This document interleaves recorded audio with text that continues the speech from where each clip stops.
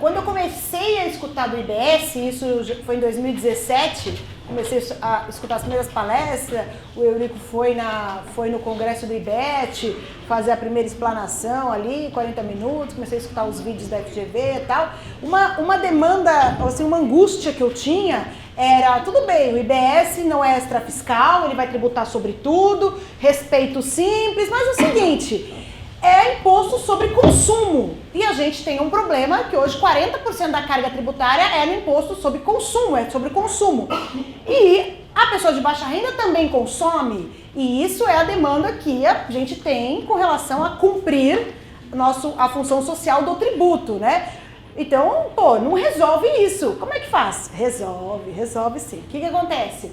Eles têm, no começo eles não divulgavam essa parte ainda, acho que eles estavam aprimorando, mas eles têm sim uma exoneração do IBS para famílias de baixa renda. Como é que funciona isso? Também não é novidade, É inspirado, né, em experiências que já deram certo em outros países. Primeiro, o que eles têm como ideia de que, por exemplo, isenções, às vezes para atingir determinada classe ou para atingir determinados produtos que são considerados essenciais, não funciona na medida em que não dá para essas isenções ser aplicadas apenas às pessoas de baixa renda. Eu não gosto da palavra classe, porque classe fica classificando pessoas, mas as pessoas de baixa renda. Então, por exemplo, nós temos isenção de hortifruti granjeiro, certo? Que é para estimular o consumo do hortifruti granjeiro, as pessoas consumirem hortifruti granjeiro. Mas quem se beneficia dessa isenção?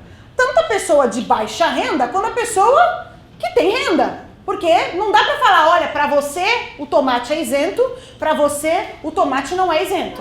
Não dá para fazer essa classificação. Então ele entende que para fins sociais, benefício da sociedade como geral, distribuição de renda, isenção não tem o efeito que se espera sobre essa questão. E aí você fala assim, isso não é... Eu estou dando um exemplo, mas eles têm dados, tá? Eles têm dados, eles mostram através de dados, eles fizeram estudos para mostrar que acaba sendo inócuo a isenção e pior, causa desoneração para o Estado. Então, quer dizer, o Estado diminui a arrecadação e ainda não atinge aquilo que se propõe. Então, ele acha que, por isso que dentro do IBS não há isenções, não há redução de base de cálculo, acaba tudo, né? Anexo 1 e anexo 2 do regulamento do ICMS acabou. Ainda bem. Que mais? Então vamos fazer distribuições de cesta básica ou qualquer outra distribuição nesse sentido. Eles também entendem que, em matéria tributária falando, né? Eu não estou falando de seguridade social, de assistência social, tá? Assistência social é outra coisa, mas eu vou distribuir cesta básica não tributada. Então eu vou pôr os produtos da cesta básica não tributada, vou distribuir cesta básica. Aí eles entendem que também esse processo ele pode, dentro também das experiências com outros países, pode causar fraude, enfim, tal, desconsideram também.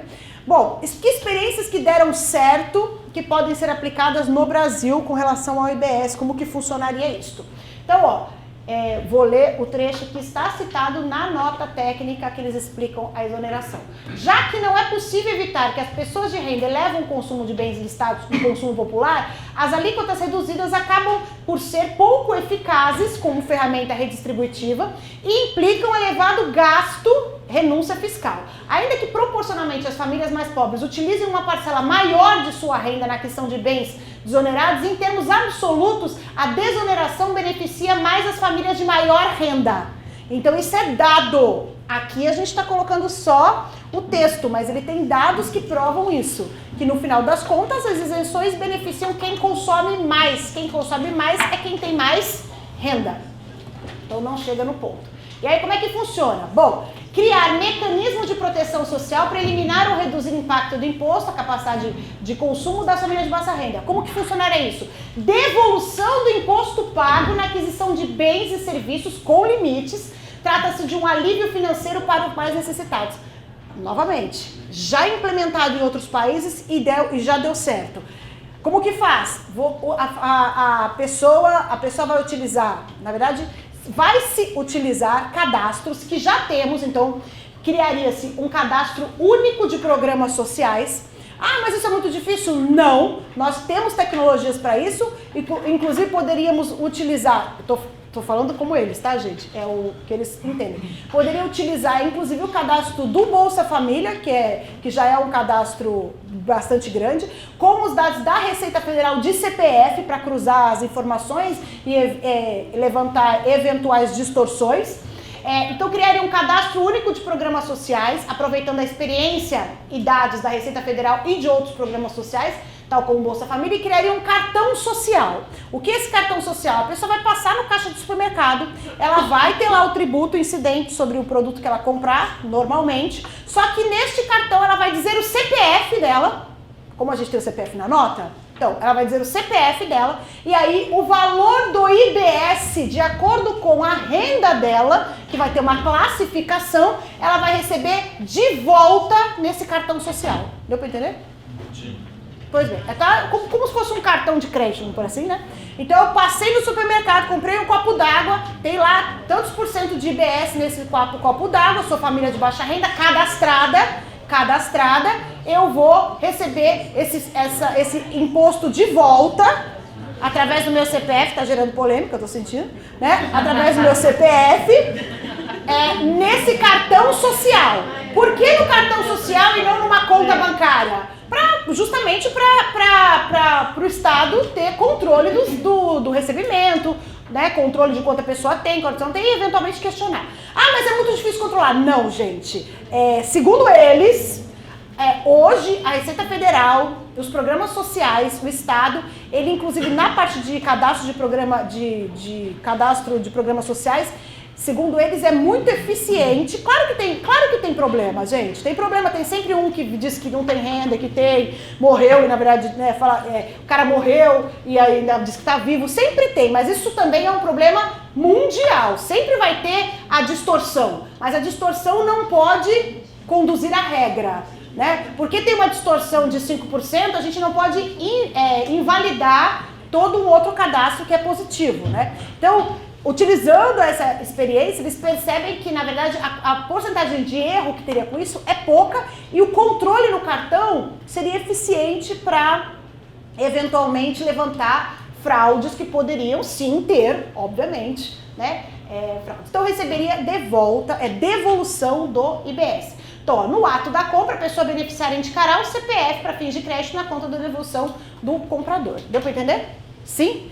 Então, teria que ter esse cadastro de pessoa de baixa renda, ele vai ter uma classificação. Você pode ter a desoneração de 100%, pode ter desoneração de 50%, de 20%, enfim. E também é algo que precisa ser regulamentado por lei complementar. Essa parte aqui está na emenda constitucional. Agora, os detalhes de qual a renda, de como que seria isso, se é 100%, se é 50%, se é 30%, se é 20%, aí precisa de lei complementar. Mas essa é a forma de atingir a função social do tributo, né? A função social do tributo, que é realmente distribuição de renda e diminuir essa questão que a gente tem muito séria hoje, que é a tributação sobre consumo. E isso também não é opinião, atenção, preste atenção. Isso não é opinião, são dados, inclusive dados medidos por organizações internacionais, de que impostos sobre consumo aumentam desigualdade social no país, né? E quanto maior a carga tributária de impostos sobre consumo, maior a desigualdade. Então, o IBS traz essa medida de, se tiver baixa renda, você vai ser desonerado desse imposto. Sim? Tudo bem? Para entender, um exemplo, né? Eu tirei esse exemplo esse exemplo é do professor Eurico. Ele fez isso numa palestra da FGV. Então, por exemplo, por que por exemplo ainda? Porque a gente não tem essa alíquota. A alíquota, cada estado vai fixar a sua, certo? Mas eles sugerem, pelos cálculos feitos, pelos estudos feitos, essa alíquota seria uma alíquota que não haveria perda de arrecadação dentro desse prazo de 10 anos, depois dentro desse prazo de 50 anos, todo esse estudo feito, essa é uma alíquota que seria, que atenderia esses requisitos. Então, imagina que você foi lá numa loja X e comprou um celular, um iPhone. E aí o professor, ele utiliza um iPhone de 10 mil, não sei onde ele comprou esse iPhone. 10 mil reais um iPhone, não sei aonde que ele comprou esse iPhone. Eu tô achando que é um iPhone que não foi lançado ainda. Não é possível uma coisa dessa, custa 10 mil reais um iPhone. Custa 10 mil reais um iPhone? Acho que o mais caro custa, gente. É o iPhone que ele compra, então. Que eu tô muito longe disso. Mas, estou utilizando o exemplo dele, compra um iPhone de 10 mil reais, você imagina, e aí você vai ter o IBS incidido sobre o iPhone. Por quê? Porque o iPhone é uma mercadoria. Se eu tivesse prestado um serviço de 10 mil reais, incidiria IBS, porque é um serviço, certo? Sim? E aí eu vou pegar 10 mil reais a minha base e vou recolher 25%. Nossa, mas é muita coisa. Não, todas as contas foram feitas para que não haja aumento de carga tributária, nem perda de receita, nem aumento de carga tributária. Aí você vai recolher, desses 25%, você vai recolher 9% para o Estado, 14%, essa é a proporção dentro desses 25%, 14% para o... Desculpa, 9% para a União, 14% para os estados e 2% para os municípios. Portanto, da venda de um iPhone, todos os entes públicos recebem vossa parcela, entendeu? Prestei serviço de publicidade. Nossa, mas é serviço de publicidade ou é serviço de comunicação? Não interessa. Prestou serviço, emitiu nota, ganhou dinheiro, vai recolher 25%. 9% para um, 14% e 2%. Cláudia, os estados, a União, os municípios podem mudar essa alíquota novamente? Reforço, pode. Mas se mudar para um, tem que mudar para o universo de serviços, o universo de mercadorias, certo? Sim? Se o município de São Paulo aumentar a alíquota de ISS de, sei lá, já que o município de São Paulo acho que já é tudo 5, né? Mas, sei lá, tem uma alíquota que é 2, ele quer aumentar tudo para 5, então ele tem que aumentar de tudo para 5, ou deixar tudo em 2, tá? Então isso é importante. Então base, ó, nacional e compartilhamento do acredita tudo e paga só o final, por isso que dessa questão. Ficou mais ou menos claro com esse exemplo, assim? Dá pra... Aqui, gente, a gente tá passando assim, ó, uma pílula de conhecimento. Assim, precisa, claro, eu fiquei, para montar aqui e conseguir passar para vocês, primeiro que eu já tô vendo IBS já faz um tempo, que me interessa o assunto, mas para montar aqui, eu sentei pelo menos uns 3, 4 dias assim, ficar estudando, porque a emenda constitucional não é fácil de se ler. A gente estava discutindo, cadê Gabriel? Gabriel. Tava até o Gabriel leu de um jeito, eu li de outro, a Gabriel não é assim, assado e tal. Porque não é fácil mesmo, não é fácil mesmo, então precisa se debruçar.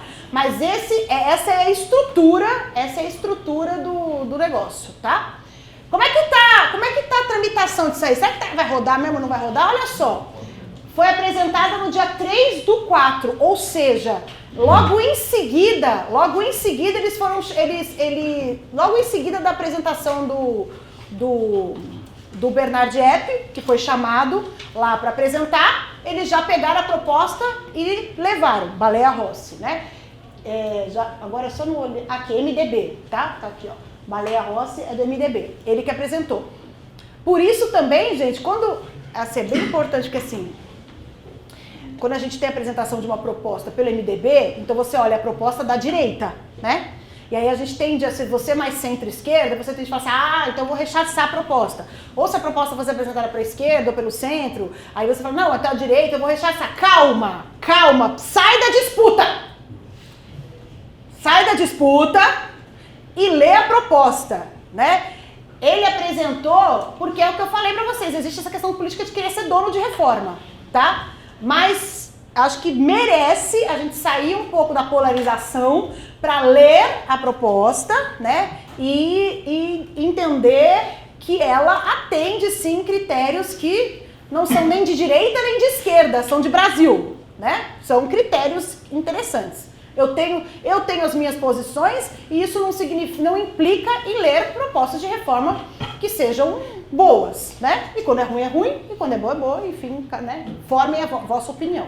Mas tentem tirar um pouco para não... Isso não significa que a gente não precisa também discutir vários pontos e de repente até mudar. Bom, dia 21/5, olha como andou rápido. 3/4 foi apresentada. 21/5 foi para a Comissão de Constituição e Justiça. Na Comissão de Constituição e Justiça, alguns deputados pediram audiência pública, e tem todo o direito, querem entender esse negócio. Que reforma que é essa? Muitos deputados, a grande maioria dos deputados, gente, não tem formação jurídica, né? Muito menos em direito tributário. Então não é fácil de entender.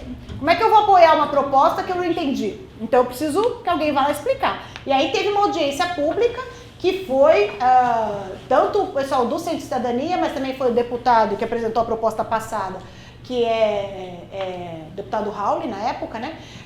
Foi a Vanessa, também do Centro de Cidadania e tal, e fizeram a apresentação.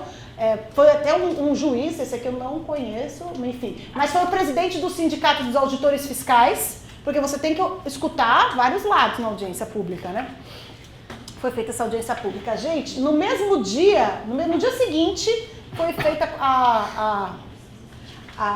o relator apresentou o seu parecer favorável à proposta. Teve voto contrário de partido político e eu acho natural também, não é questão também de polarização, a gente precisa entender que é normal outros partidos que não são da base daquele que apresentou a proposta, né?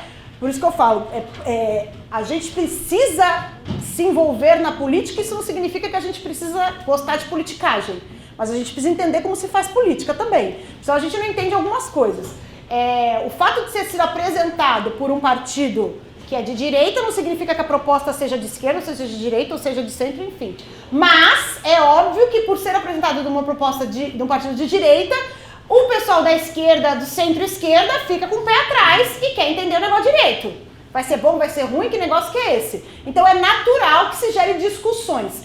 E aí, de novo, uma das preocupações que eles têm é a questão das destinações. Por isso que provavelmente vai ter outros debates aí sobre esse ponto para esclarecer, sob pena deles não conseguirem o apoio do pessoal centro-esquerda, que é importante para a aprovação da reforma. Então, provavelmente, esse trabalho deles, do CECIF, lá imagino eu, no Congresso, que deve continuar para convencimento desses partidos que estão na dúvida tal, e que é natural que estejam. A Comissão de Constituição e Justiça, então, já deu parecer favorável, né? Então, aprovado o parecer, quem foi voto contra foi o deputado Ivan Valente e Talíria Petroni, ambos são do PSOL, que precisam entender ali mais as questões, enfim e tal. Isso não impediu o parecer favorável, agora caminha para a comissão especial. A comissão especial continua os debates e ela é mais técnica. Porque a Comissão de Constituição e Justiça, ela vai olhar a constitucionalidade do projeto. Fere a Constituição? Se ferir a Constituição, não passa. Tem que modificar até deixar de ferir. Não feriu a Constituição, tem parecer favorável. Isso não significa que seja bom ainda, porque precisa passar por comissões técnicas. Então o debate continua. Normalmente na comissão especial vai ter outra audiência, vão chamar de novo, ele vai lá de novo, provavelmente é isso que vai acontecer. Os deputados vão querer, eles têm que fazer pedido. E não foi só o deputado do pessoal que pediu audiência pública. Esqueci o nome dela. Mas o sobrenome fica fácil, porque é a Garotinho. É a filha do Garotinho. Clarissa Garotinho também pediu audiência pública, também para entender melhor o projeto. Então não foi só um pedido só de um lado. Tudo isso estou falando para vocês entenderem como que é o trâmite político também. Não só legislativo, mas como político, né? Como isto é importante. Né? Que às vezes a gente fala, mas isso me dá nojo, gente, mas não é, tem que entender como é que é. Tem que entender, porque senão a gente não consegue saber o que vale, né? O que a gente... Afinal, isso é pra gente, né? Vai mudar a nossa vida, não é a deles, é a nossa vida, né? A deles também, porque faz parte da nação, né? Óbvio. Mas muda a nossa vida, né? Por isso que é importante esse envolvimento. Então, tá aprovado e seguiu para a comissão especial, tá? Provavelmente nessa comissão especial vai demorar mais tempo. É isso que temos. E aí eu digo para vocês que a força esteja conosco. É isso que eu espero, né? Eu queria pôr um GIF que é dele, mas achei que estava muito pesado. Eu falei, deixa eu só pôr a carinha dele. E que seja bom para todos.